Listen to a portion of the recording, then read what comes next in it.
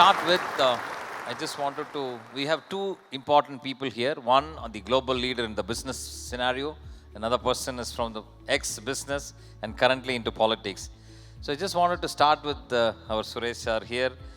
From the business side of it, India currently is actually poised for a major growth in terms of the development, in terms of GDP growth. India is looking at about $10 trillion in the next 10 to 12 years down the line. With your experience of being in the international business for the last 45 years, what advice do you want to give it to our people like us in the business communities, more so in the small and medium enterprise kind of a business? What are the things that we need to be cautious about? What are the things that we need to be looking forward to with your experience? If you can briefly tell us, it will be great, sir. Is it on? Yeah. Thank you very much. First of all, happy Republic Day greetings to all of you.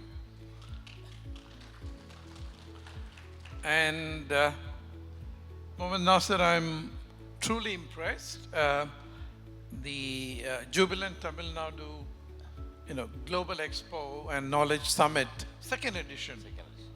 Very impressive. I was very impressed by the panel discussions, Dr. Geeta Manjunath's presentation, and some of the other presentations done in the last time. Absolutely world class. And I think that's a good starting point. You first need to raise excellence and quality of whatever you do to a level of excellence before you can take it global. So whether it is to the Middle East or whether it is to Australia or elsewhere in the world, and whether you're an SME or a small enterprise, medium enterprise, or even a large enterprise, you need to scale up in terms of quality and scale. And secondly, I would like to sort of narrate from my own personal experience. I went to Dubai in September 1979. Many of you may not have been born then, if so, much small at that point in time. So at that time, Dubai was an affluent village, I would call it. It was a very small community. It was a city-state, but with huge aspiration levels. They wanted to be one of the world's best in whatever they did, whether it is the quality of infrastructure, whether it is in terms of the vision, whether it is in terms of building up the human capital, the scale of human capital. So in all these things, the aspirations levels were very high. And I think that is very important for every SME as well, specifically referring to your comment. So an SME has to aspire to be global. India is a $4 trillion economy, and Tamil Nadu wants to be a $1 trillion economy itself. So Tamil Nadu needs to aspire to go global. And you don't have to wait for the governments of the day to help you navigate in that. In the current, today's globally connected world, internet is at the fingertips of everyone.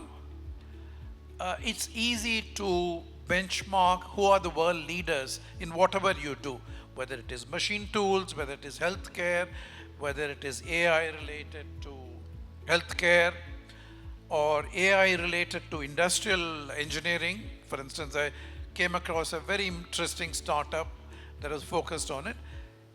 You need to then have that global aspiration and be at the cutting edge of technology, cutting edge of whatever you do. I think that's the first prerequisite. The second one is to have the ambition, but ambition alone is not enough. A lot of homework needs to be done.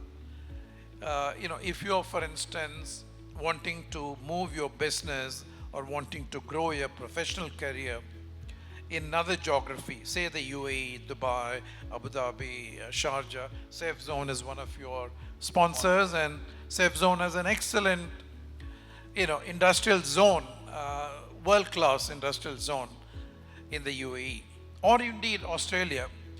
I think you need to do a little bit of homework. Visit the place, see for yourself, connect up with your peer group, your network, and then, home in on what you want to do. And again, the journey doesn't stop there. In fact, the journey hasn't even begun there. You need to be prepared for setbacks. When you go global, it's a much more competitive world. When you're local, you can have some niche, you can have some moats, you can have some local strengths, some local network. But in the global world, Dubai, for instance, used to have 180 nationalities from around the world. It probably is now 215 as of today. So you're competing against some of the world's best in whatever field you do. And being a free enterprise, a free economy, an entrepot, a global port, people from around the world come, so it's often there is overcapacity in many respects. So you need to be better than the best to get ahead. And when there are challenges, you need to make sure that there is a good ecosystem around you, that you have a good network of people that can support you, give you advice, mentor, financial support, to make sure that you sustain.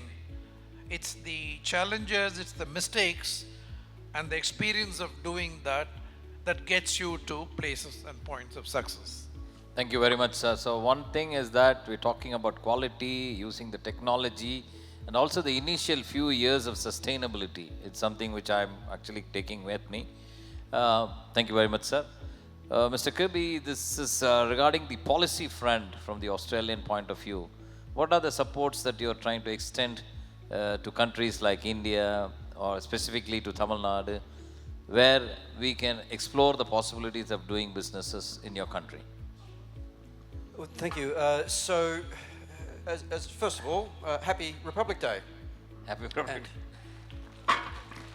And as an Australian, I should also point out it's Australia Day. So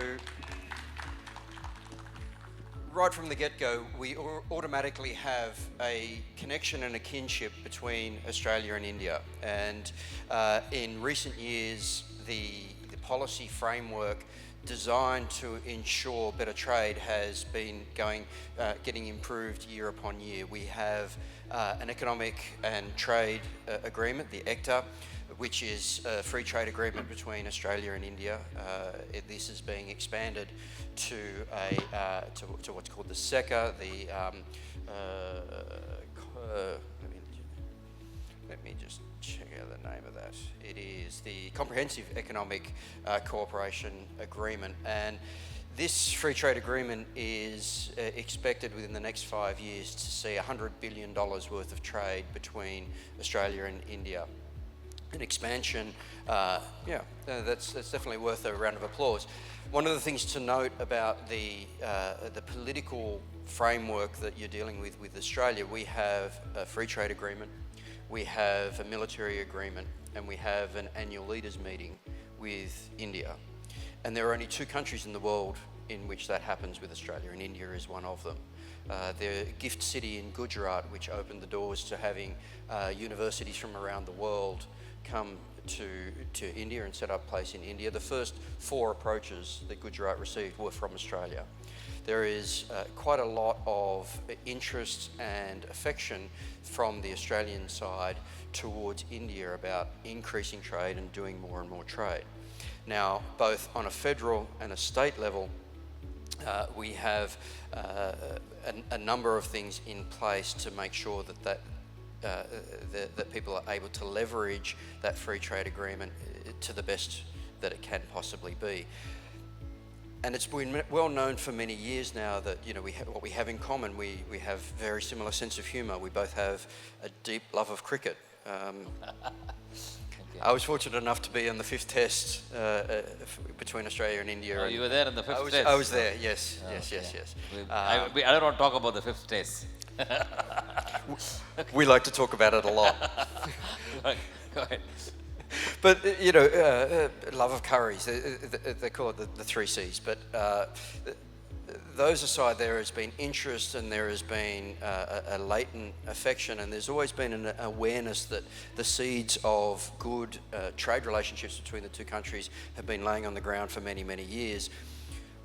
But no one has been able to quite work out why they haven't grown into green shoots. And we're now starting to see that. And the reason we're seeing that is not because of the regulatory framework that's in place, but it's because of the human bridge that has been created by migration. Now, and to put that into perspective, in New South Wales, in my particular electorate, we have changed from being semi-rural, market gardeners, very low population. Over the last 10 years, our Indian diaspora has grown from somewhere like 0.1% of the population to now being about 30% of the population. Wow. All of the new growth that is happening overwhelmingly is coming from the Indian diaspora. Now, people are coming into this country, and one of the things that I've noticed is there is a difference in mindset between the way Indian people look at doing business and the way Australian people look at doing business. Australians are very, very transactional. We've come to understand business as being very hard transactional. We have products, we agree on a price, we exchange money for product, deal is done. Whereas when you're dealing with somebody who wants to work with you from India, it's far more of a collaborative process. It's far more getting to know you, even down to the conversations. It's very, very commonly you have a 5-10 minutes worth of conversation, small talk, before you even get into the conversation about what is the business that we're here to do. Whereas if you sit down with an Australian, 30 seconds, okay, why are we here? So just those little nuances in the way that it has to be mutually beneficial, and to your point, where go to a country, go and understand where the mindset is of that country, and I would say even further than that, have a look towards what is successful in your neighbourhood may or may not be successful on the other side. It may be that it needs a mild modification. It may be that it's not going to sell at all. So understanding culturally the difference between the two countries is just as important as understanding the regulatory framework that governments put in place. Thank you very much. So what I take from your quick bite is that one, we need to probably look at the international trade agreement between two countries and the opportunities. Some of these states are giving some good grants and other possible opportunities there. And very important thing that you were actually mentioning is about the cultural differences in terms of the way that we communicate, the way we talk and all of that. Thank you very much for that lovely thought. Going back to Mr. Suresh, so many people are so excited to go to those new businesses, and many, in my own experiences in the running businesses for the last 27 years, I've seen people go so much of excitement, and within few months they come back as fast as they went back. So just wanted to check with you, with your experience, what are the common challenges that any company wanted to get into a new market will face, and how to overcome that? I think the challenges are there, and in fact they will increase over a period of time, because it's a very highly competitive market overseas, any part of the world, whether it's Australia, whether it's the UAE, whether it's Dubai. The planning and the homework that needs to be done makes you resilient enough to face some of those challenges. For instance, one of the big differences is the cost of living and the cost of doing business. So you need to be prepared to spend or invest that amount of money to be able to make headway. So if you take an SME or a small scale industry, it needs to commit a certain amount of capital, and it needs to be prepared that at least for the first year or so, you may not be able to find debt financing. You may not be able to go to the local bank there because they don't know you. You are an expatriate, you are a person from another part of the world coming in there. So they wouldn't have the confidence to be able to lend money to you. So you need to be financially resilient to be able to operate that business, or indeed a service in the service sector as well. Secondly, the cost of doing businesses are higher. The ease of doing business is better, greater, but the cost of doing business is higher. So you need to be prepared for that. And you need to clearly prepare a strategy and a business plan that takes into account those costs, that assesses those opportunities, market opportunities, evaluates them, because for every product, you get a much better pricing margin in overseas markets, in the UAE markets, in Dubai, for instance. So what you would be able to make a margin of 10% or 20% here might be much higher there, which provides for the ability to therefore get a return on your investment or your costs. Then the second thing would be that culturally, it's a different geography, it's a different place. You need to be attuned to it. You know, you can't expect to be doing what you're doing here and the way you're doing here to succeed in another geography. But more importantly, you need to follow your customers. For instance, I was in Mumbai recently, you know, as part of a board meeting, and there are 2,200 golden visa that have been issued to Indian businessmen in the UAE. So this was a wealth management firm. They said, we would want to be there to be able to support them, otherwise we will lose our customers. Correct. These are businessmen that have large businesses, small businesses here. So you need to make sure that you follow your customers to whichever geography they go. If they go to Australia, you need to be there ahead of them before that. Thirdly, you need to identify what are the niche markets where your product will sell well. For instance, AI in healthcare is a huge opportunity in the UAE. You know, the healthcare hospitals there are investing large sums of money there.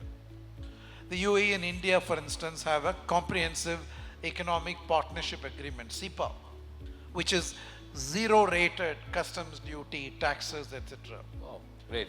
So if you spend, say, 40% of value add in terms of production, it becomes a UAE product for accessing the rest of the region. Wow, great. So there are a number of opportunities that you need to identify and pursue. Wonderful, sir. So, very few insight. One is on the AI and technology front. The other thing we talked about the culture understanding, which of course both of you were touching upon. And one of the very interesting things is about following your customer, because Dubai has been, motivating people to go there, because the moment they give the golden visa to the celebrities first, and then they're making the other people also a kind of a celebrity. So everybody wants to be part of that. Okay, but quickly I wanted to ask Kirby, both of you, in fact, because any panel discussion which should not be ending without asking this thing, technology and innovation, right? So what is your take on that? And how, Indians are little bit tech savvy, the software and AI and all of them. India is taking a leap at this point of time. Is there any special initiative from your side, from the government side of Australia, for this kind of thing? And is there a possibility for us to come and expand in those areas? And later I wanted to take your opinion also on the same thing, sir. I would say definitely, but what I would say is before you take that leap, work out what it is that market is you're going into. Now, one of the other things is how can that better facilitate our largest industries, and in Australia's case, that's mining and agriculture. So how can what you're developing there advantage the market that you're trying to enter into? And if it's providing that kind of advantage, of course you would have government incentives, whether they're tax rebates, whether they're grants to bring you in. Those conversations can flow on. The more a market needs a particular product or service that you want to provide, the more likely they are to be reciprocating in terms of helping you get that going.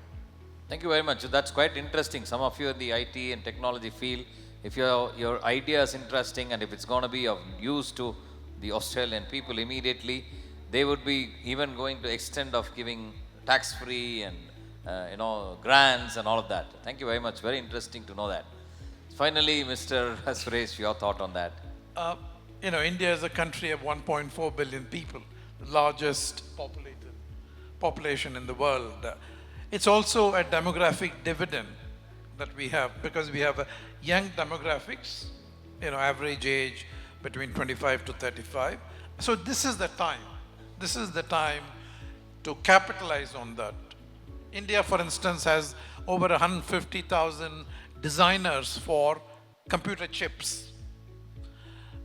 It has got more than 1.5 million specialists in AI, machine learning, and related technologies. So these are specialist skills that the whole world will need. So we need to push the center of excellence. As they say, the road to excellence, there are no finishing lines. Correct. You need to keep moving forward. And I think so, technology, innovation, making sure the triple generation that the previous speaker spoke about, I think we need to move forward in that respect. We will not be the most technologically advanced nation in terms of capital expenditure that is needed, because that is huge. Got it. We wouldn't be an NVIDIA, but NVIDIA needs 10,000 designers for their chip manufacture. So that's what a country like India and a state like Tamil Nadu should aspire to achieve. Thank you very much, sir.